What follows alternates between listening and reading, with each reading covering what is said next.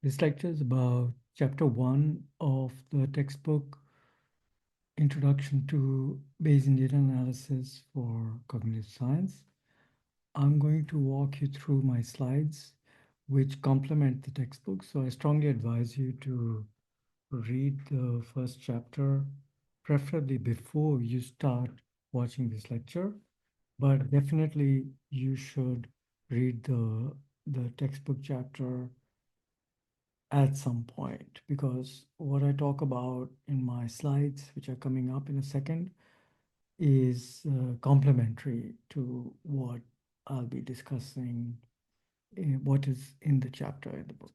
Okay, so let me first start by sharing my screen. So these are my slides here. And what we're going to do is we are going to take a quick walk through chapter 1 of the book, dropping some of the ideas. So I won't discuss every single topic that's in chapter 1, but I'll just touch on the most salient and practically important ideas that I want to get through in the shortest time possible, right? So the textbook link is here. So you should feel free to take a look at the textbook. Of course, it's available online. The source code is also online. So if you want to compile a PDF of the book, you can do that too, right? But you can certainly view the book in HTML format at this link, right? So what we're going to do is I'm going to jump in right away into random variables in this presentation. In the textbook, I start by talking about probability theory and so on. So that's why I recommend that you read the book, the chapter first, so that you know a little bit more about the background of what the underlying objects are inside a random variable. But for my purposes right now, I'm going to give you a relatively informal entry into the world of random variables. Okay, so I'm going to represent random variables as some letter X, or we could use a Greek letter, or any letter can represent a random variable. So the random variable X is actually defined as a function that goes from a set containing the possible outcomes, I'm simplifying here a little bit, to the real number system, right? So you have a set omega, big omega, and every element in that set is small omega here, and each small omega in the set big omega has a number associated with it. So that's represented over here, right? You can see that. So the all the x's, all these values that are mapped onto, they are going to be represented as s subscript x for random variable x, and this is called the support of x. So these are all the possible values that you can get out of the particular random variable that we're talking about. So all this is very abstract, but let's take a concrete example and you'll see how this plays out. Okay, so a very simple example is that you just keep tossing a coin again and again until you get a head. So if you toss the coin once and you get a heads right away, then one of the possible small omegas, one of the possible outcomes is that you got a heads right away. Maybe you toss a coin once and you get a tails, and you toss it again and you get a heads, then you get this outcome here, right? So these are the small omegas. Now, in principle, this is not a finite, a list of possibilities. But what's interesting is that this random variable is taking each one of those possible values, outcomes, small omegas, and assigning to it a particular number. So in this case, in the case of H, the number being assigned would be 1. So that means, what that means is that after a single toss, I got a heads. For T and H, right? T followed by H, it would be 2. For T followed by H, it would be 3, and so on. Okay, so that's the mapping that I'm talking about here, right? Now, so what this amounts to is that the support of X are the discrete numbers 1, 2, 3, 4, etc. Right? So that's why this kind of random variable is called it's called a discrete random variable. Okay. So later on we look at another class of random variables called continuous random variables. All right. So here's another example. You just toss a coin once. That's it. Right? If you toss a coin once, what's the support of x? Well, let's work it out. First of all, the random variable, right? We got to figure out what the omegas are. Small omegas are h and t, because you toss a coin once, you're either going to get a heads or tails. Theoretically, the coin could land vertically, but let's just assume that that's not going to happen. Okay. So heads and tails is the possibilities. And so what this mapping is doing, is assigning a number to tails and another number to heads. So it's conventional, So when you get a heads, that's considered to be, a success, in some contexts, and in other, and tails would then be considered a failure. So we map them to 1 and 0. Of course, the mapping is arbitrary. You could put 0 for heads and 1 for tails. Okay, that's not it's not set in stone. So the support of X is what? It's the sets 0 and 1, right? So that's the basic setup now. So you can now imagine many different scenarios where you're getting some outcomes and you're going to map some numerical value to them through this function, through a function like this one, and you're going to end up with a random variable that has a particular support. Yeah, so we'll see more examples, of course. So what's interesting is that a random variable that has, a support of x and that mapping, it has associated with it a probability mass function. So if the random variable is discrete, like in the examples I showed you, then what it will have associated with it is a probability mass function, right? If it's a continuous random variable, which I'll just discuss in a moment, then you don't get a probability mass function associated with it, but a probability density function. Okay? So sometimes you will find in textbooks that people just mush up, discrete and continuous random variables and call the PMF and PDF of these random variables. They just call them PDFs, probability density functions. Okay, they call them, even though it's a probability mass function. That can happen in some textbooks, but just don't be confused. When we're talking about discrete random variables, we're talking about a probability mass function, PMF. And when we're talking about continuous distributions, continuous random variables, then we're talking about probability density functions or PDFs. Okay, right. So let's go back to discrete random variables. Just focus on the discrete random variables for now. So um, each of the um, elements in the support of X is going to get a probability associated with it. Okay, so it'll have a number between 0 and 1, right? That is the probability mass function, which I'm calling P sub x here, right? So what the P sub x, this probability mass function does is that for every possible value x in the support of x, it tells us the probability of that x occurring, okay? So let's take an example. This will make this very concrete, right? So just take the simple case of tossing a coin once, right? If the coin is fair, and as I discussed earlier, if the support of x is 0 or 1, 0 and 1 rather, it's a fair starting point to assume, if the coin is fair, to assume that the probability of a heads is 0.5.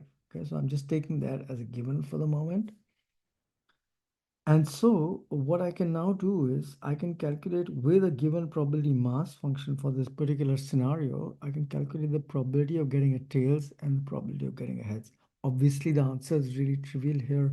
The probability of tails is 0.5, probability of heads is 0.5 as well. But things will get more interesting in a moment, right? So that's what the probability mass function does. It gives you the probability of each possible element in the support of X, and associated or connected to the probability mass function, or rather we can derive from the probability mass function something called the cumulative distribution function, which is abbreviated as CDF. The cumulative distribution function is traditionally written with a capital F, and what it tells you, if you write f of x, okay, it takes x as input. What this amounts to saying is that give me the cumulative probability of the of a value like x or something less than that, less than or equal to that, sorry. So that's why it's called a cumulative distribution function, because it's giving you the cumulative probability of observing x or something less than that. So in the single coin toss example, if I ask you what's for the CDF f, if I plug in the value 1, what I'm asking is what's the probability of observing a 1 or a 0? Obviously, the answer is 1, right? So that's what the cumulative distribution function does. And actually, the cumulative distribution function is actually derived from the probability mass function. They're kind of two sides of the same coin, if you would pardon the pun, right? So what's going on here is that the way we define the cumulative distribution function is that we take the probability mass function and we sum up all the values ranging from the lowest possible value to the value that we're interested in. So if x is equal to 1, if x is equal to 1 here, I'm calculating the probability of observing a 1, calculating the probability of observing a 0, and summing those up, right? That's the definition of a cumulative distribution function, right?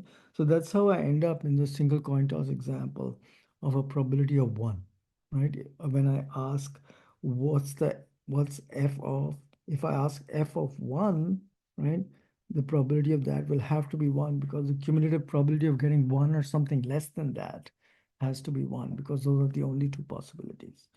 Right, so that's the definition of the cumulative distribution function. Similarly, you could plug in the value 0. Here I plugged in the value 1. I could plug in the value 0, and you would get the cumulative probability of getting 0 or something less than that. There's nothing less than 0, so the probability of 0, getting 0, is the cumulative probability here. Okay, so that's how this works.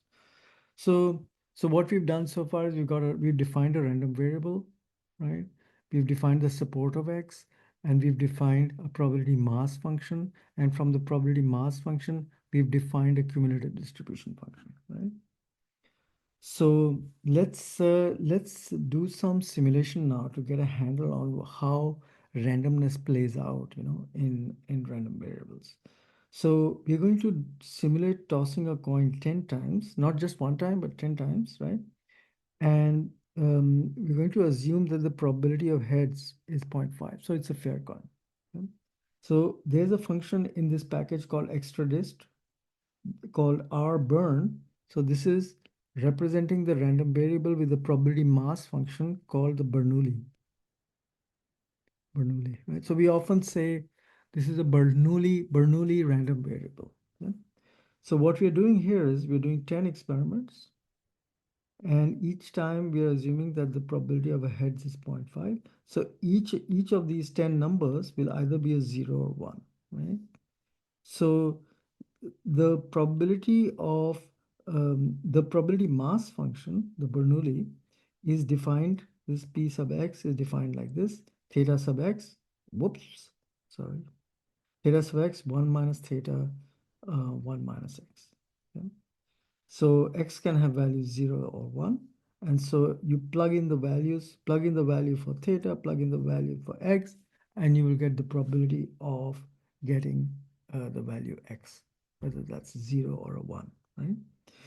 Okay, so here, let's play with this a bit. So, oh, by the way, I forgot to mention that here, this function rburn is a very important function, because this function allows us to generate random data.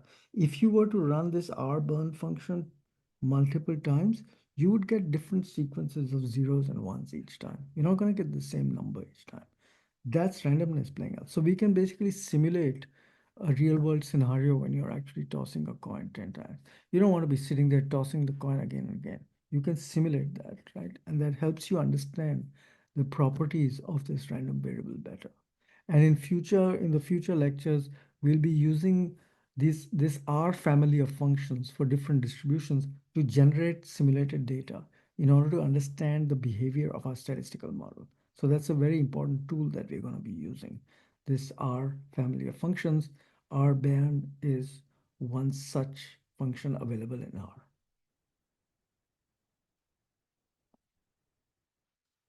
Okay, so now that we know the R band function for generating simulated data, we can also look at some of the other functions available in R. There's another D family of functions available in R, and for the Bernoulli, there's the D band function.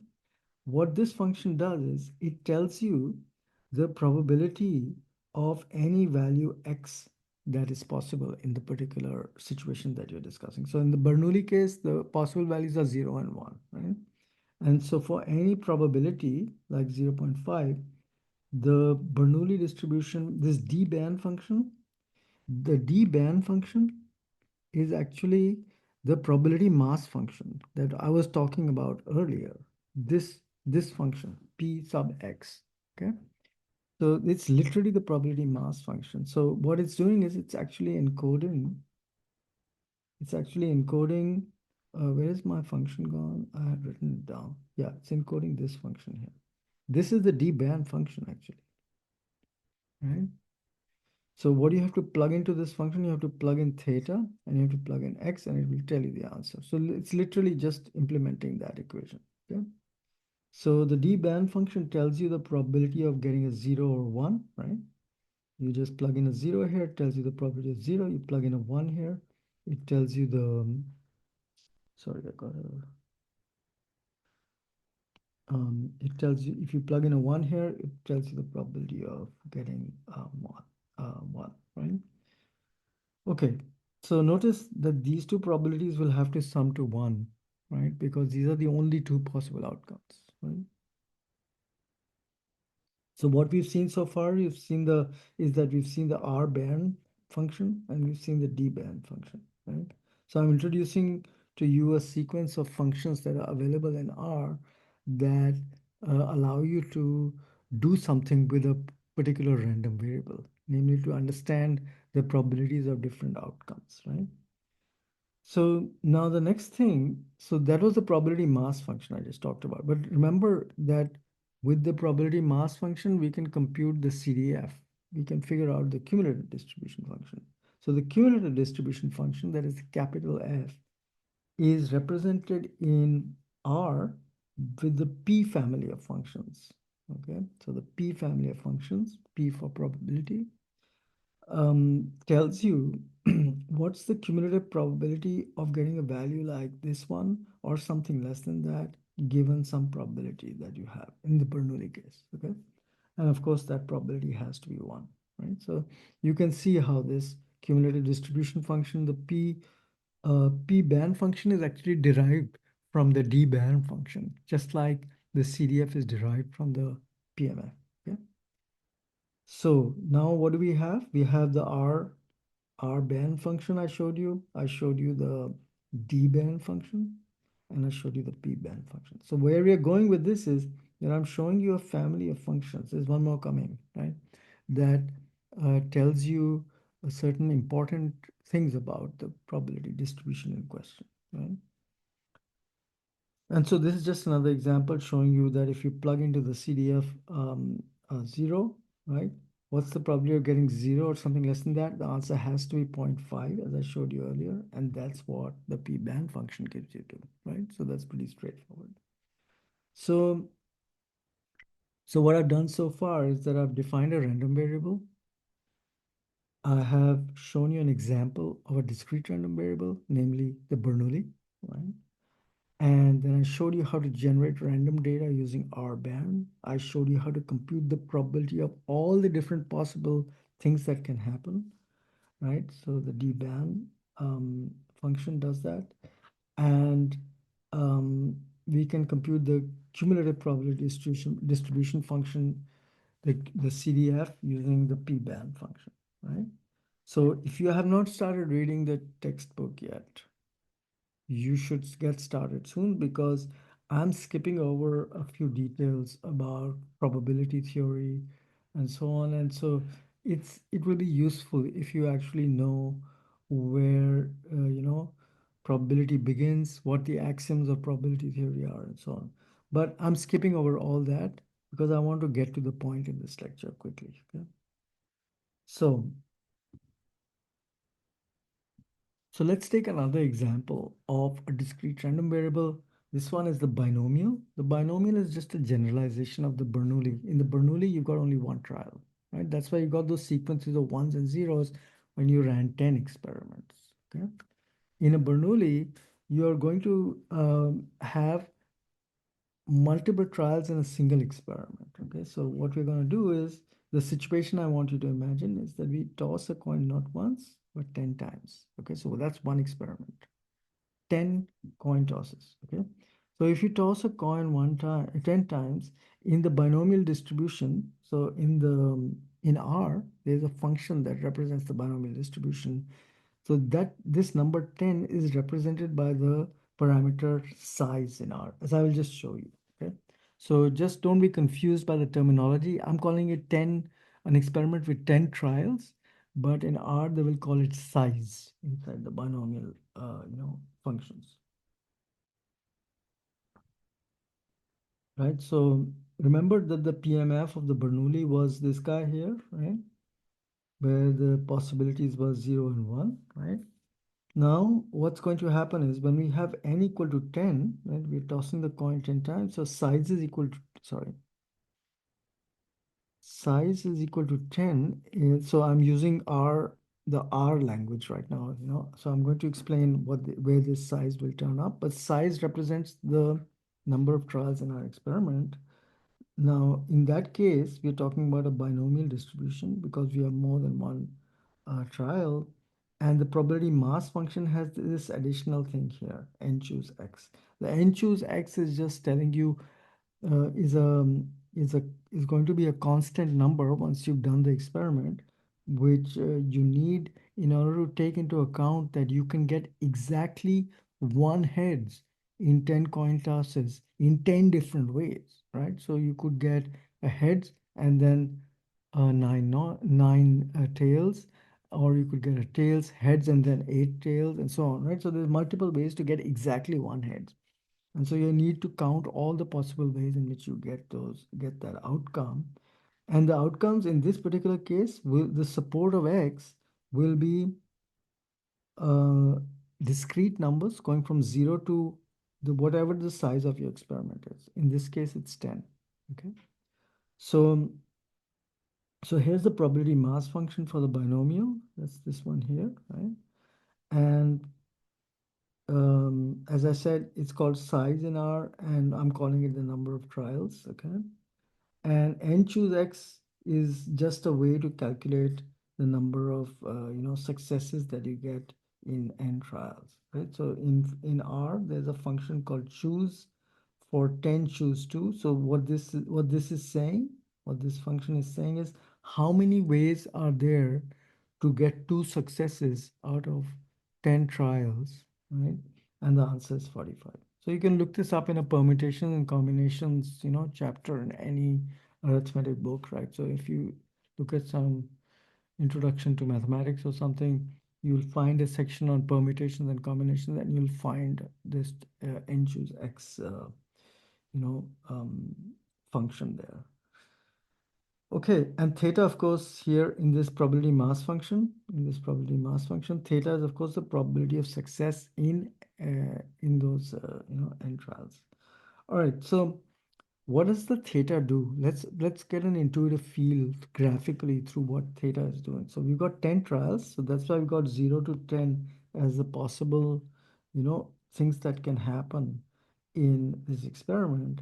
And when I set theta to 5, what we are looking at right now is the probability mass function graphically, right? What it's telling us is the probability of each of the possible things that can happen. So for example, the probability of getting 4 heads in this thing is 0.2. The probability of getting 5 heads is 0.25 or whatever. Sorry, it's not exactly 0.25, but something below that, right? So This is the probability mass function. This is the P of X that I'm mapping. So on the X-axis, I've got all the X values, which range from 0 to 10, right? And on the on the Y-axis, I've got the probabilities. That's what it is, right? So when theta is set at zero point 0.5, you get this nice symmetric, bar plot. And remember that this is a bar plot. It's not a continuous distribution. There's nothing between 6 and 7 or 5 and 6. That's why the bars are separated. You got a single probability for 6. You got a single probability of 5. You can't ask what's the probability of 5.5 heads. Okay, that's not even a meaningful question here. Okay? So that's why you're seeing this discrete bar plot here. And so this bar plot represents the probability mass function for theta equal to zero point 0.5. If I change theta to zero point 0.1 or to zero point 0.9, look at what happens to the probability mass function. The shape of that function changes, right? With zero point 0.1, the maximum value is now on 1, right? Earlier it was on 0.5, 0.5. Now if I change theta to zero point 0.9, then the maximum value is over 9, right? So I'll say a bit more about that later. So basically, um,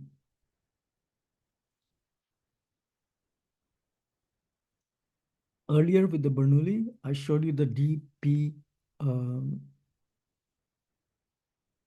DPR functions, right? No, sorry. I showed you I showed you the DPR functions so far, right? That's what I did. So there are actually four important functions, right, that I'm now going to introduce the fourth one to you. And these are together, they're called the DPQR family, right? So in the binomial case, we have the R binom function, which does the same thing as the Bernoulli Bairn function. It generates random data, and I'll just show you in a second how that works. Then you have the D binom function, which is the probability mass function, which computes the probability of every possible thing that can happen. Got the P binom function, which is the CDF, right? And the last function, which I have not yet talked about, is the Q binom function. The Q binom function is the inverse of the CDF, right? So if F is the CDF, right? F is the CDF, then the inverse of this function, right? The inverse of the CDF is the Q binom function. Okay, so I'll spell this out now. Okay. First of all, let's look at the R binom function. The R binom function is straightforward. It's built into standard R. You got 10 trials. Oh, sorry. Uh, yeah, right. Yeah, so what I'm doing here is I'm doing 10 experiments, each of size 1. And if I do that with probability 0.5 of success, I'm going to get the same set of outcomes as I got with the R band function. Remember this R band function that I had in the extra dist package? There, what I did was I set something like 10 and then probability equal to 0 0.5. What was it? Let's go back and look at the actual specification that I had. What was it?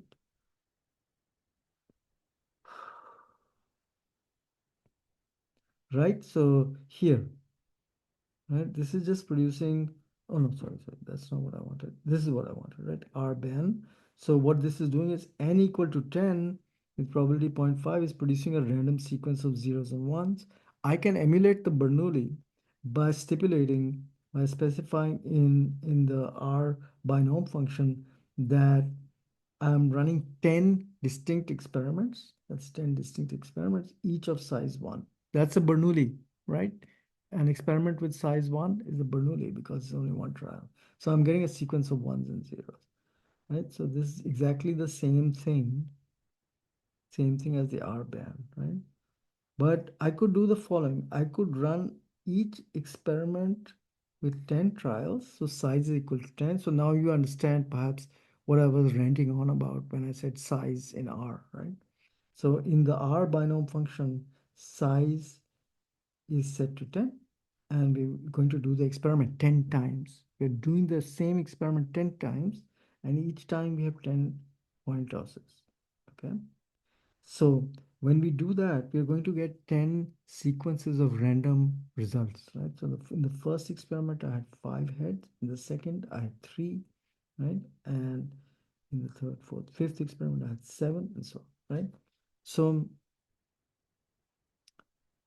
so what we can do now in this particular setting where we have 10 trials in each experiment and we run 10 experiments, what we can ask is all the possible outcomes that we have are x can be 0, 1, all the way up to 10. So that's these are the possible things that can happen, right? And I just put in an index here to represent the fact that we have 11 possible things that we are looking at. Yeah? 11 possible things because we're going from 0 to 10. Therefore, it's 10 plus 1 things that can happen. So what we can do is now for each of these possible values of x, we can calculate the probability of that particular, number of successes happening. And that can be done with the probability mass function. Just plug in the theta value that you decided on, like zero point 0.5 in this case, and plug in the x value, and you're done. And n, of course, you have to plug in the n as well. So you get, with those three pieces of information, you can compute these probabilities that I've listed here. So this table was generated using the D binom function, right? Okay. So the cumulative distribution function, the cumulative probabilities can be computed easily as well. So this you can do with the p binom function. Remember the p band function in the binomial family, we also have that. So what we are doing is we are computing the cumulative probabilities of 0 to 10 or something less than that. So 0 or something less than that, 1 or something less than that, all the way up to 10 or something less than that in an experiment where we have 10 trials and the probability of success is 0.5. And what you'll see is that the cumulative distribution function on the x-axis has those 11 possible values. And what you're seeing is that the cumulative probability is going up, up, up, all the way to 1. Right? It can't go higher than 1, obviously, right? And it can't go lower than 0. So the y-axis in a CDF is going to be ranging from 0 to 1, right?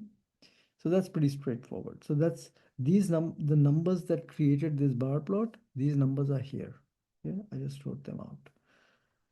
So, and you can verify all this, like you should, while you're listening to this lecture or maybe afterwards, you should go back through the textbook and, do the code, run the code yourself to convince yourself that this actually works, okay? For different values of theta, for example, right? Okay. So here's another example of what we can do with these distributions, right? So remember I said that there's the DPQR family. So I never talked about this Q family here of functions. This is the inverse of the CDF, as I mentioned. So what it does is it takes as input a particular quantile and it returns the probability of observing that quantile or something less than that. So graphically, it looks like this. Okay? So, right. So,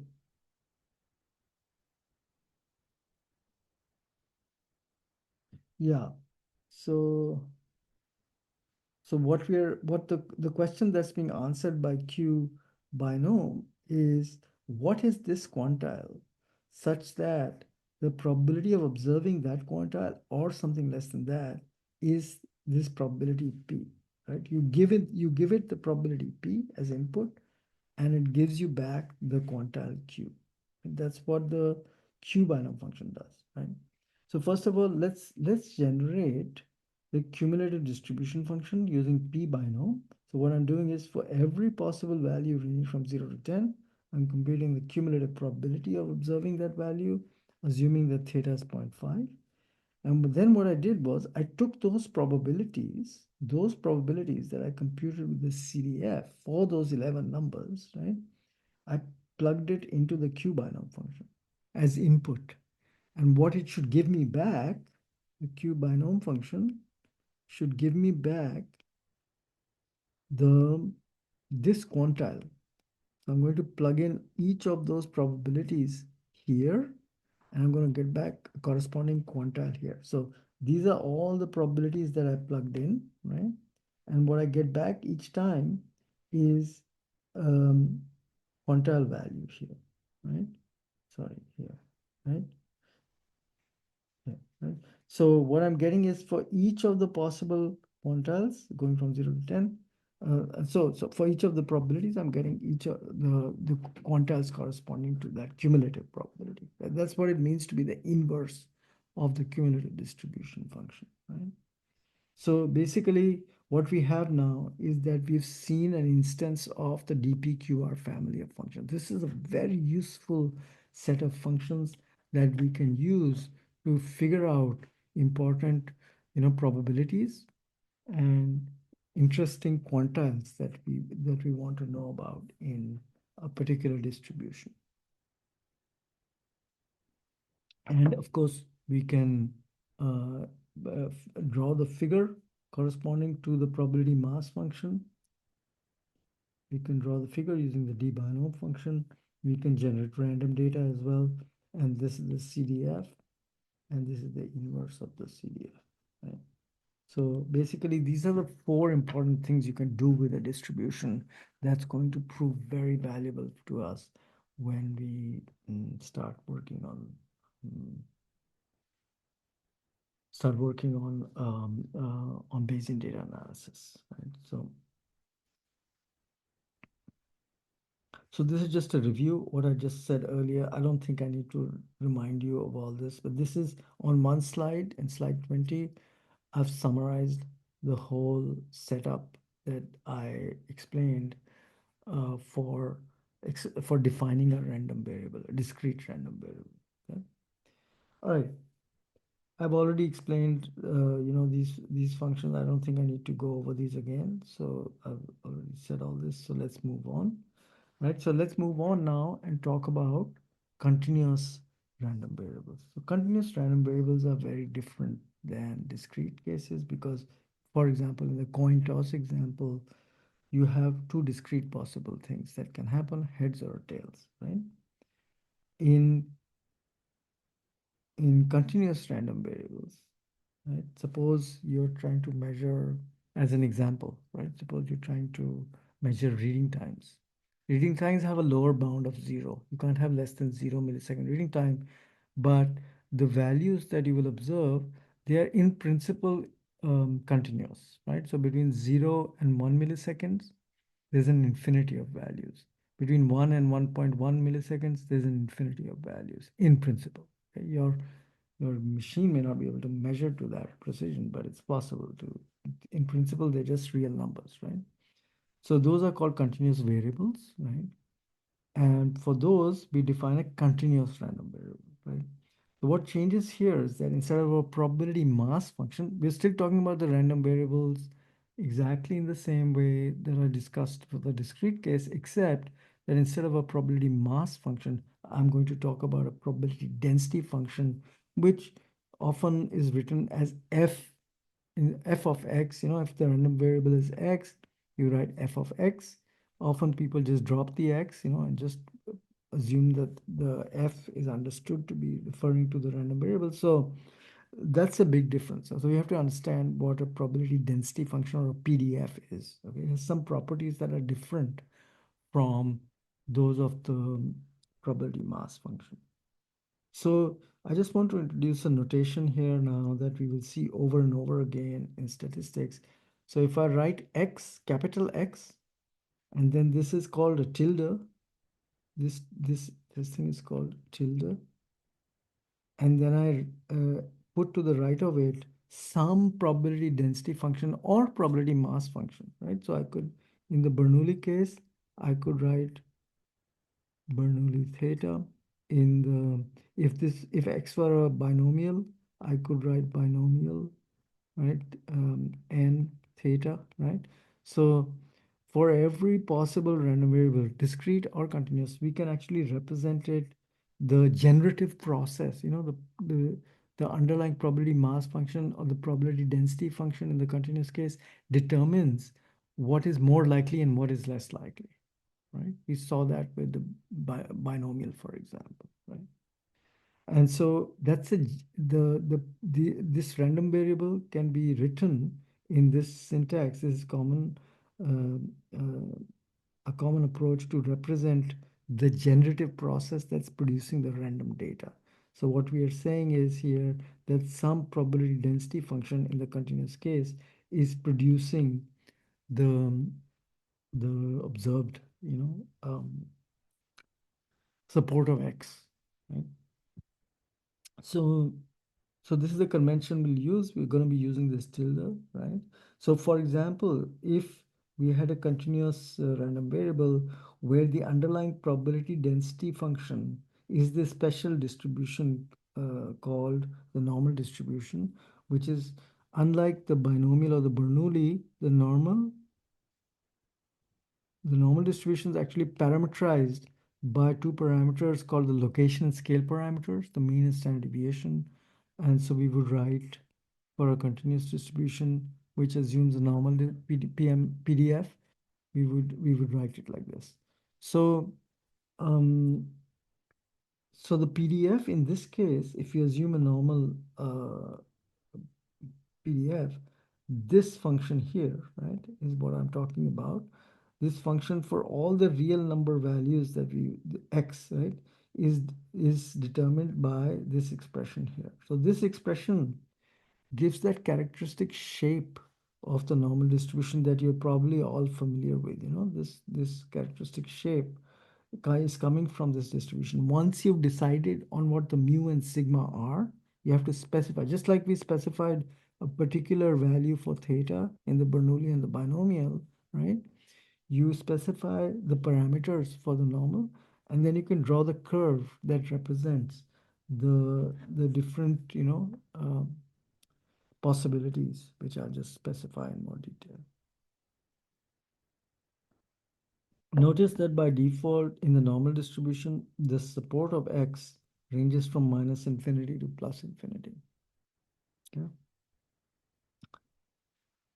Right. So this PDF in the normal distribution case, right, um, is um, is not necessary. We are not tied into the support of x being minus infinity plus infinity. So, if we had a normal distribution and we wanted to cut off the normal distribution at 0, for example, right? So what we could do is we could just eliminate this part of the distribution. That means all of this is gone. And so we could actually be talking about a truncated distribution, truncated at 0, right? We could just take a normal and make a half normal out of it. The truncation is something that we'll see over and over again in this textbook, right? We will be using this a lot. But underlyingly, we are still using the normal distribution. We are just truncating it at 0 there. So the support of x can change. But by default, the support of x goes from minus infinity to plus infinity. Okay? So as I said, the two parameters that determine the shape and the spread of this distribution are mu and sigma. You'll see more examples of that later. And so, the big difference between a probability, one very big difference between a probability mass function and a probability density function is the following. In the discrete random variable, we can talk about the probability of one particular discrete event that happened. For example, getting one heads, two heads, three heads, or something like that when you're tossing, 10 coins. So that's this example here, right? So you can talk about the probability of getting exactly two successes in 10 coin tosses, and that would be this number here. That is actually a probability, and that is computed by the d binom function. The d binom function is actually computing that, okay? In the continuous case, this is different. In the continuous case, the probability of any range of x values, the support of x, or any particular value is defined as the area under the curve. Okay, so coming back to the normal distribution, right? If this is the x-axis here, so this is the support of x, right? Going from minus infinity to plus infinity by default. So if I ask what's the probability of, let's say the distribution is centered on 0, right? So I can ask what's the probability of observing exactly the value 0, right? That probability is defined as the area under the curve, and the area under the curve at a point is going to be 0, right? Why is that? Well, because you could approximate the area under the curve by just drawing a rectangle with a certain width and a certain height. So this is the height of the rectangle, and the width of the rectangle is this W here, right? So if you're asking about the probability of observing exactly that value 0, the width of that rectangle is going to be 0 because it's a point value, right? Therefore, the area under the curve, which is defined uh, to be the probability, is 0, right? So that's a very big difference between the discrete and the continuous case. In the discrete case, you can ask questions like, what's the probability of getting exactly 2 as an outcome, in the 10 coin toss example. But in a continuous case, whenever you ask, sorry, what's the probability of getting x equal to some number, let's say 0, or the probability of x equal to 2 or whatever, right? The answer is always going to be 0. Okay. So, so whenever we compute probabilities, the only way we can compute non-zero probabilities is by, let me just erase all this so I can write a little bit more. The only way we can compute probabilities in a continuous distribution like the normal, right, is by asking what's the probability of observing something between this quantile and this quantile. This probability can be computed because now the area of the curve is going to be non-zero, right? So what we are actually trying to do here is we are trying to find out if x lies, what's the probability of x lying between Q2 and Q1. That's this area under the curve here, right? And that's something we can compute in given the parameters of a particular distribution, right? So what we're going to do is, how do we compute the area under a curve in a continuous distribution? We have to integrate, right? That's integration is summing up all the area under the curve. That's what integration is. But you don't actually need to know any integral calculus. This is all you need to know, right? That we're doing an integral here. So I'll show you the details now. Okay.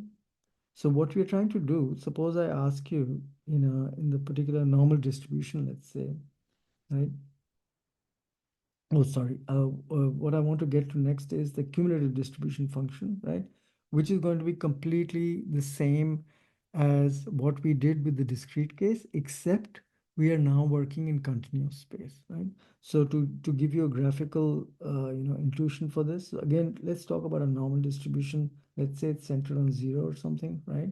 So if I want to ask a question like this, what's the probability of observing a value like u or something less than that? That's what a cumulative distribution function gives you, right? So what I would write mathematically is f of u like this, right? That's the question I'm asking. What's the probability of observing u or something less than that? All I have to do is I have to integrate the function, my normal distribution function. I have to integrate it from u to minus infinity, meaning what that means graphically is that I'm just computing this area under the curve all the way to minus infinity, right? That's what I'm doing. So that's what the CDF function does. It's very similar to the summation. This integral is just the summation that we saw in the CDF in the discrete case. All right. So we've seen an example of a normal distribution of a continuous random variable, that is the normal distribution.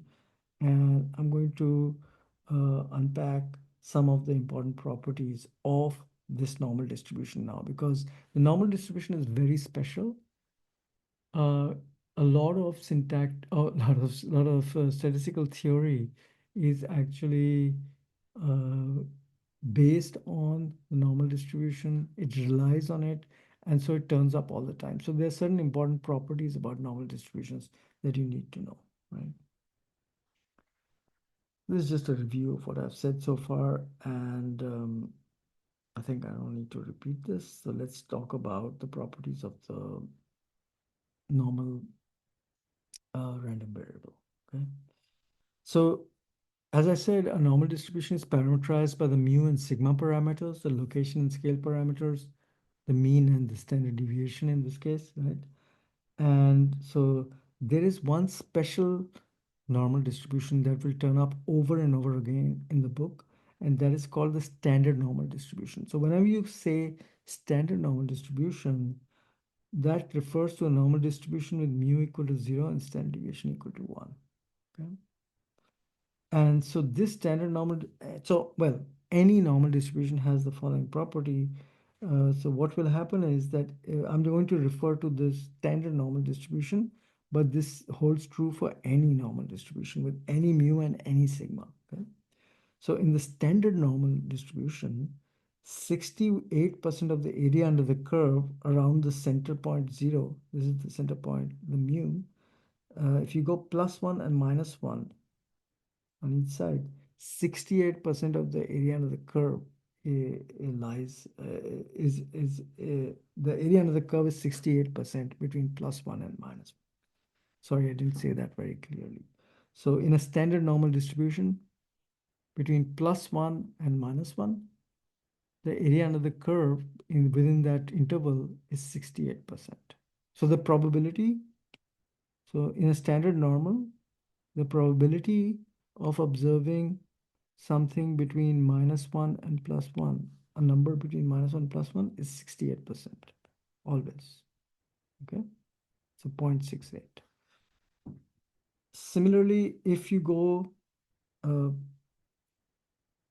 let's say, technically it's plus 1.96 minus 1.96, but because I'm lazy, I write +2 -2, right?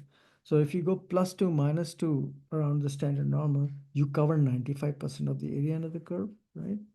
And if you go +3 -3, right, around the center point of 0, you cover about 99.7% of the area under the curve. So these are three important, things that you should know about the normal distribution. It's useful to know this, as you will discover later on. Okay, so that's what I just showed you, and so that was the standard normal case where mu is 0 and standard deviation 1. But for any normal distribution with a given mu and given standard deviation, around the center point of mu, if you go -1 standard deviations and +1 standard deviations to the left and right, respectively, you will cover 68% of the area under the curve when the distribution is centered around mu. And if you go -2 sigma +2 sigma, then you will cover 95%. And if you go -3 sigma to +3 sigma, you cover 99.7%. If any of you have done any physics, right? So in physics, when they talk about distributions and they're doing hypothesis testing, the physicists have something called the Six Sigma rule. Six Sigma rule means that when they're trying to do a hypothesis test, the observed value has to lie 6 standard deviation beyond 6 standard deviations to the right, or beyond -6 standard deviations to the left, right? So they have a very severe criterion for deciding what counts as being far away from the center point mu here. Okay, they will only consider the observed value to be far away from the hypothesized value mu if it's this far away, more than 6 sigma in either direction, here or here, right?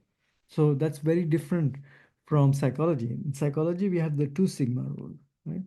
We accept any number that lies outside 2 standard deviations to the left and right as being an extreme value outside that is unlikely to have been observed. So so this is an important set of properties, that you need to know about the normal distribution. And these numbers that I'm talking about, +1 -1 +2 -2 +3 -3, these are quantiles. Okay, we'll call them quantiles in this distribution. We'll call them quantiles in statistics, is what I was wanting to say. So other important property of the normal distribution that will become really important to understand is that every probability mass function and every probability distribution, probability density function has two components. One component is called the kernel, right? The kernel of the distribution determines the shape of that distribution. And the other part of the distribution is called the normalizing constant. And what that normalizing constant does is it ensures that the area under the curve sums to 1. Because in a continuous distribution, I'm talking about continuous distributions here, but the same holds for the discrete case. The normalizing constant ensures that the total probability of all possible elements in the support of X sums up to 1. That's what the purpose is. So the kernel determines the shape, and the normalizing constant normalizes that distribution such that the area under the curve, or the total probability of all possible outcomes, is 1. Right? So to see this, what we're going to do is we're going to decompose the normal distribution so that we only look at the kernel. Okay, so that's the kernel of the distribution. I've dropped the normalizing constant, right? The normalizing constant was, sorry, 1 over 2 pi sigma squared. So there was this term I've dropped from this normal distribution specification. So that's the normalizing constant. So I've removed it. We are just looking at the kernel. So what I did was I wrote up a function in R that represents the kernel in the standard normal distribution. And then what I did was I summed up the area under the curve using the integrate function in R. Okay. So I took the normal kernel and I said the lower bound is minus infinity, the upper bound is plus infinity. So what I'm doing is plus infinity, minus infinity. I'm integrating the normal kernel, right? X dx. That's what I'm doing, right? So what this is producing is a number that is not 1. It should have been 1. So the area under the curve between minus infinity and plus infinity should be 1, because that's the probability of anything that can happen happening, right? So so that probability, so what that shows is that we are missing a normalizing constant. So if we divide the normalizing kernel by 2.506628, we'll get an area of 1, right? That's what the normalizing constant does. And so to plot the unnormalized, distribution, that is the normal kernel. I'm sorry, I don't have enough space on the screen, so I squished up the normal distribution a bit. But this area under the curve is about 2.5. Okay, that's what I'm getting now. So now if I add my normalizing constant, you see this 1 over the square, 1 over square root of 2 pi sigma squared. Remember, this was my normalizing constant, this guy here, right? So why is this not going down? Yeah.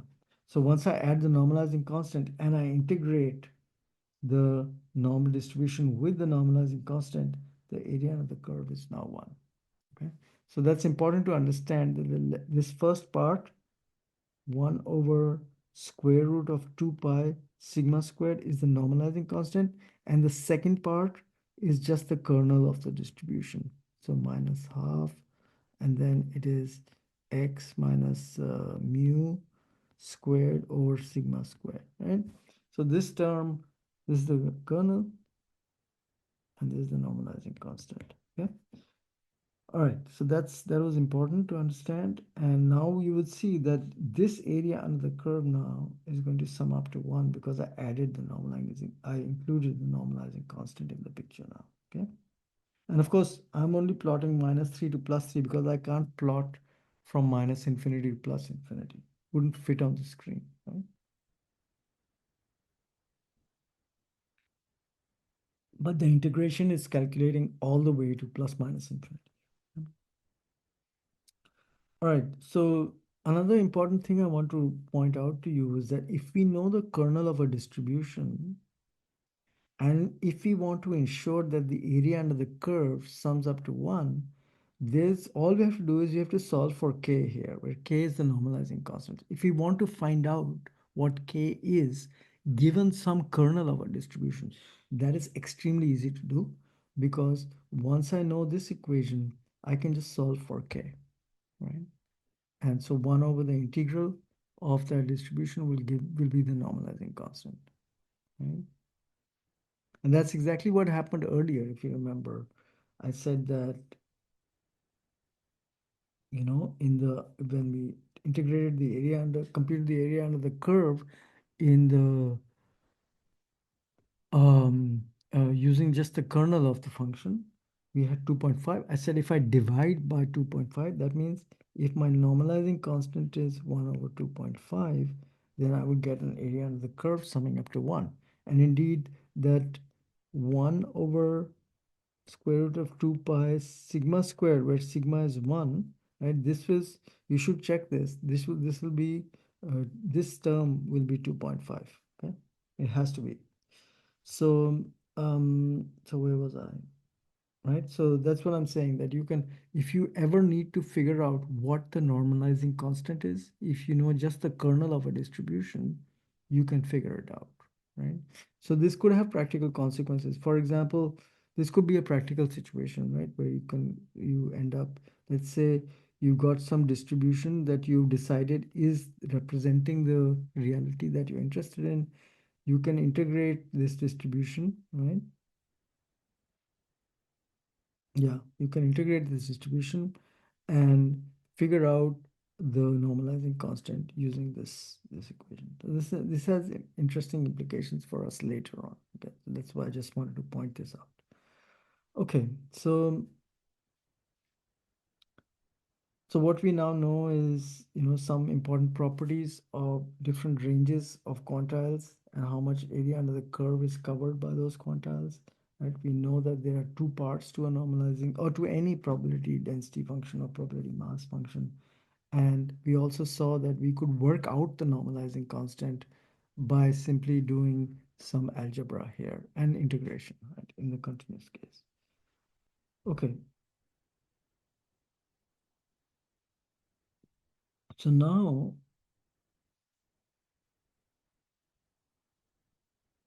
oh, sorry, I somehow ended up repeating this slide. I need to get rid of this.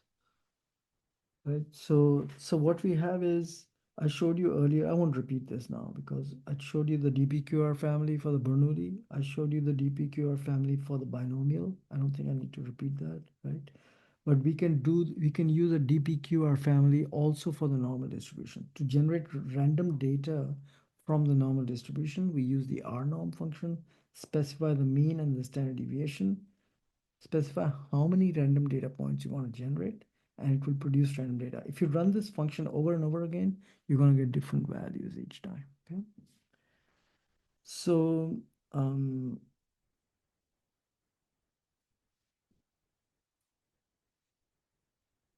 one important thing I want to mention is that the standard normal distribution is so special that it's the default distribution in R. So when you type R norm and the number of data points you want to generate, it's assuming that you want to generate data from a standard normal. So the defaults of mu0 and standard deviation 1 are already built into R.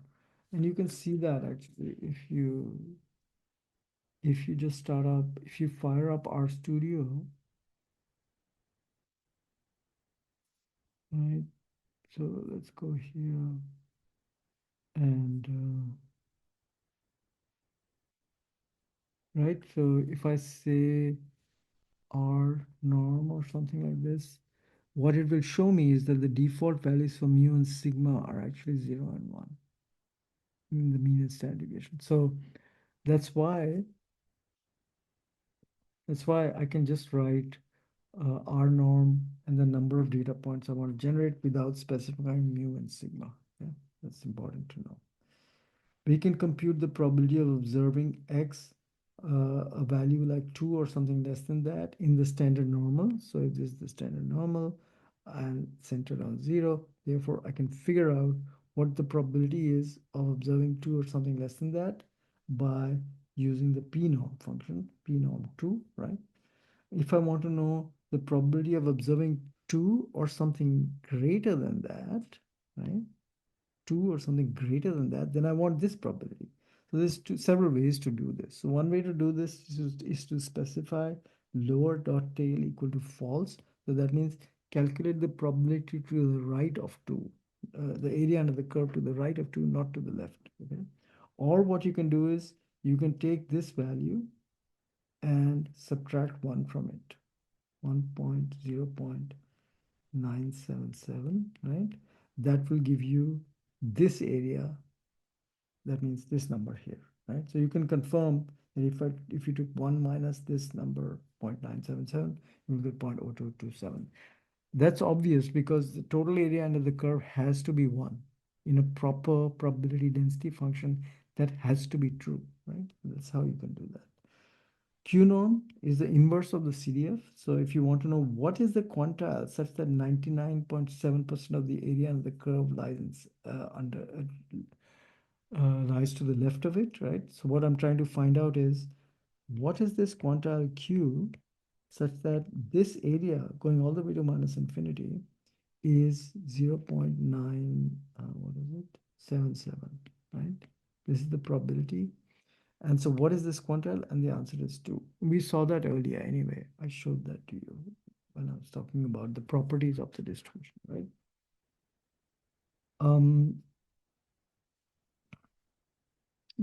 so one other interesting thing with the continuous distribution is that there's also a d-norm function. Remember that the d-binorm function and the d-band function was giving you the actual probability of observing a particular value, like 2 successes out of 10, right?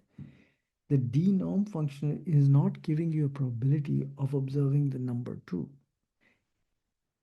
It's giving you the density of the value corresponding to the number 2. For example, let's say this is the standard normal. So let's say this is 2 here, okay, the x-axis. So this value here, the y value here, is what's being returned by the d-norm function. So this is the density. So the meaning of the density is really that when the density is high, it's a large value. For example, this has the largest density. This number 3 has a low density, right? This number has an intermediate density. What this is telling you, the way to interpret it is not as a probability. It's not a probability, it's a density.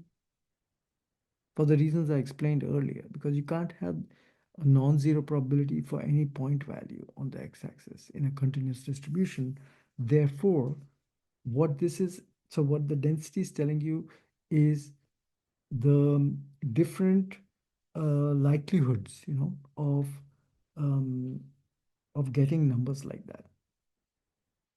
So what this a higher density would tell you that something near zero is more likely as a value when you generate random data than a number like 3. A low density value like 3 means that numbers near 3 are going to be relatively unlikely. Numbers near 0 are going to be more likely when you generate random data. All right, so just to summarize all the functions that we have for the normal distribution, d-norm, just like I just said, gives you the density. Q-norm gives you the quantile given some probability. And um, you can compute the probability of observing something between +1 and -1, right? By using the p-norm function. Plus p-norm 1 will give you the area under the curve to the left of 1, and p-norm -1, right, will give you the area to the left of -1. So if you subtract p-norm -1 from p-norm 1, you're going to get the area under the curve between +1 and -1. Okay? And that area will be 0.68, right? Because it's +1, -1 in the standard normal. So, and so you could, of course, draw a PDF for any normal distribution now with mean 500, standard deviation 100, right? What would change is that the center point is no longer 0. The center point is going to be 500 because the mean is specified to be 500. And the standard deviation will represent the spread of the distribution. The larger the standard deviation, the greater the spread. Okay. The CDF looks like this. The CDF for any normal distribution will have this characteristic S shape, right? So the probability is going up all the way to 1, just like before, right? The inverse of the CDF takes the probability on the x-axis and gives you a quantile on the y-axis. It's again a continuous distribution and it just goes from minus infinity to plus infinity on the y-axis, right? But on the x-axis, it ranges from 0 to 1, right? That's the inverse of the CDF. Okay, so these are the first 50 slides. In order to not make this lecture too long, I'm going to stop here and then I'm going to continue in the second part of this lecture, continuing the material in chapter 1.